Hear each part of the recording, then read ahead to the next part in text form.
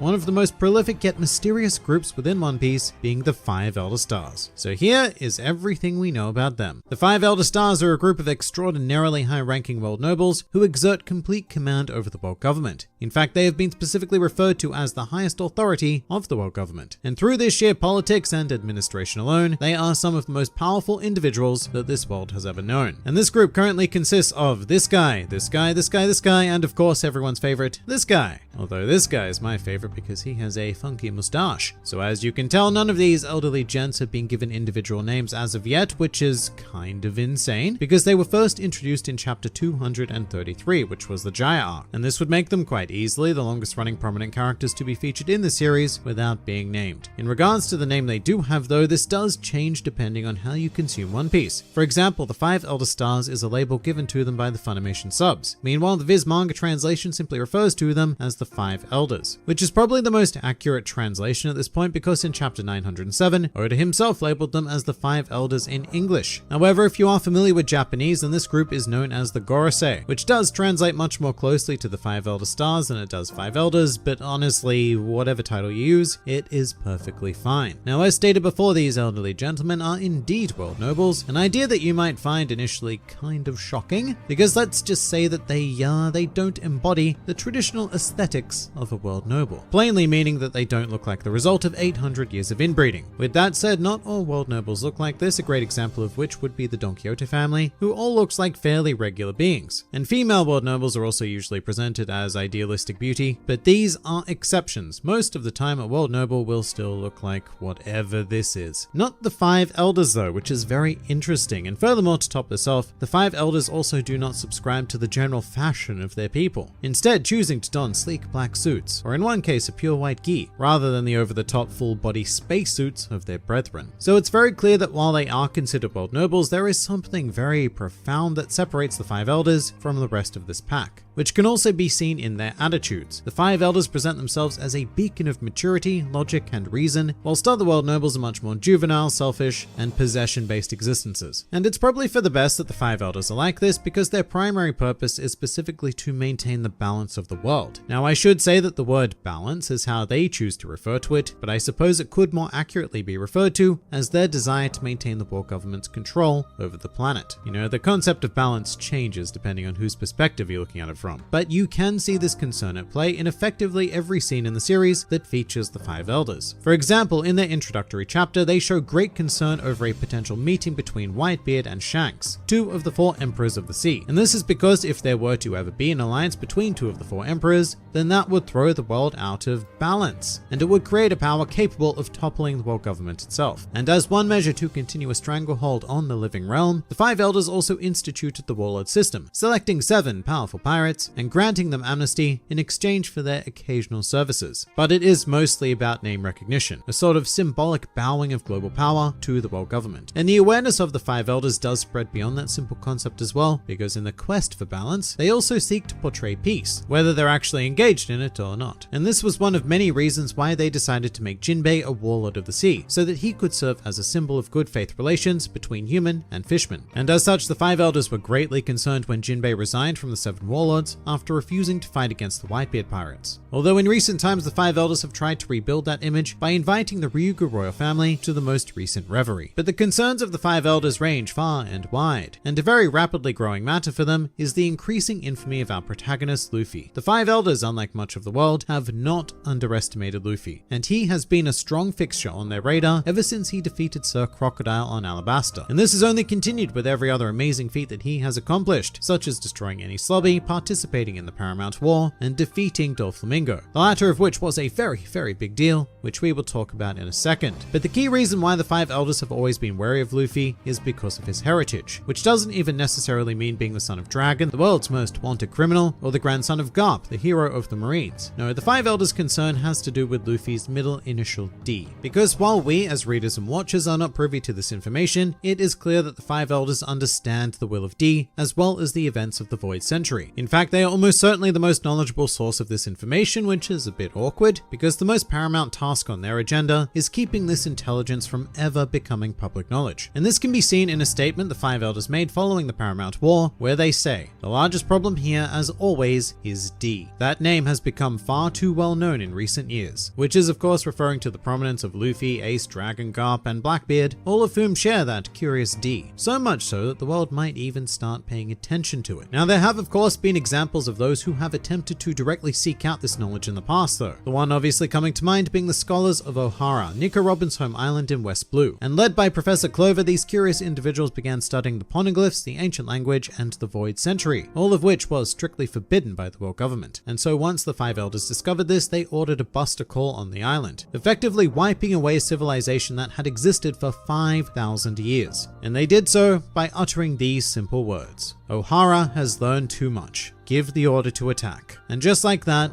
a genocide occurred. With that said, a very underrated aspect of this order is that one of the Five Elders is seen with what looks to be a pained physicality, which is notable because this group almost never show any form of emotion, aside from maybe mild anger. At all times they are stoic and serious, and so this constitutes the only time that we have seen one of their members break that facade. And this could mean many things. It could hint that the Elders are feeling a degree of guilt for ordering the deaths of the entire island, which could be a maybe dose of humanity that we don't get from them elsewhere. Then again, it could also be a sign of frustration that the civilization had been able to discover all of their juicy secrets, or maybe that there even could have been some intrinsic value to Ohara that we are unaware of. Either way, it's fascinating. And one other point of interest while we're talking about the Ohara incident is despite the fact that it took place now 22 years ago in the current timeline, the Five Elders look pretty much exactly the same now as they did then, leading to a whole host of ideas that they may indeed be immortal, or not immortal but perhaps perpetually youthful, which can actually be attained in the One Piece world with at least one method we know of, being through the Ope Ope no Mi. And this raises a whole new world of speculation, with many even positing that the Five Elders have been alive for hundreds, potentially even thousands of years. None of which is anywhere near close to being confirmed, but it is intriguing nonetheless. So as established, these guys are pretty damn powerful, but that does not make them infallible. Not at all actually, because we do have several examples in the series of the Five Elders being manipulated. The most embarrassing of which would be when Spandam convinced them to allow him to seek out the blueprints for the ancient weapon Pluton, which is embarrassing because, you know, it's Spandam. But the more prominent example would be a figure that we've mentioned once already, being Doflamingo. Now he is a former world noble who was effectively able to blackmail the Five Elders by threatening to reveal to the public an item in their possession known only as the National Treasure. And the threat of this information was enough to allow Doflamingo to manipulate the Five Elders and by association the entirety of the world government, which was very apparent when he used them to announce his fake resignation from the Seven Warlords to appease Trafalgar Law. But furthermore, even after Doflamingo's defeat, it is implied that the Five Elders would have done whatever they could to cover up that event for him. However, this effort was prevented by Marine Admiral Fujitora, who publicly announced Doflamingo's defeat and more importantly his corruption immediately following the event, forcing the Five Elders to arrest the former world noble instead. But their strategy has been successfully implemented in the past, which was when Luffy defeated Gecko Moria on Thriller Bark. In this case, they made sure that no word of this was ever publicized, and the Five Elders even sought to silently assassinate Moria, with the idea that they would claim that Moria died during the Paramount War. And while this effort did ultimately fail, it is a great example of how the Five Elders primarily operate in the shadows. Yes, even dealing with a man who can control shadows. And of course, they achieve a lot of this through the dedicated Cypher Pulse cells, including the secret CP9 and the theoretically even more secret, yet surprisingly publicly known CP0. That is how the Five Elders carry out more straightforward tasks anyway, but the bulk of their power lies directly within the Marine organization. Although in this case they have to use the Marines a lot more strategically, given that the Five Elders have admitted that the Marines are the public face of the world government. With that said, they don't really collaborate with the Fleet Admiral, who to the Five Elders exists only to serve their desires, which is a great source of annoyance for the current Fleet Admiral Sakazuki. I mean, I say annoyance, more accurately it infuriates him, because Sakazuki has an immense belief in his own justice, the efforts of which are constantly being thrown into turmoil by the decisions of the Five Elders, which is important because it shows a stark disconnect between the world government and the Marines. As it stands, the Marines are nothing more than a tool to be wielded by the Five Elders. And just briefly, when it comes to their own physical power, this area is a complete unknown, because they've only ever been seen standing still or sitting comfortably. However, they do possess various aesthetic cues that they have or once had the power to engage in combat on their own, which can be seen in the various scars amongst them, and also by the fact that one of them would appear to be a swordsman. So there is every chance that these guys are far more than a gaggle of politicians, but it remains unconfirmed as of right now. And as for one of the more fascinating encounters we've ever seen regarding the Five Elders, this would occur during the Reverie arc, when of all people, red-haired Shanks requested an audience with them. And this is odd for many reasons, the biggest of which being that Shanks was one of the 4 emperors of the sea, and thus leaders of piracy amongst the globe, with Shanks representing everything the five elders were actively fighting against. That's not the most interesting part of this encounter though. What I find truly fascinating is that when Shanks came to visit them, they more or less completely disregarded him. It's very subtle, but when Shanks was in their presence, they were all preoccupied with paperwork and various pieces of administration, almost completely disregarding Shanks. And this might seem small, but the five elders have never done this to anyone before. They've always shown their visitors very basic levels of respect, although it may be because they were dealing with issues that directly concerned them, rather than one being brought up by a guest. But it is still kind of crazy to think that you have one of the 4 emperors of the sea sitting in the same room as you, and your main concern is paperwork. Welcome to bureaucracy.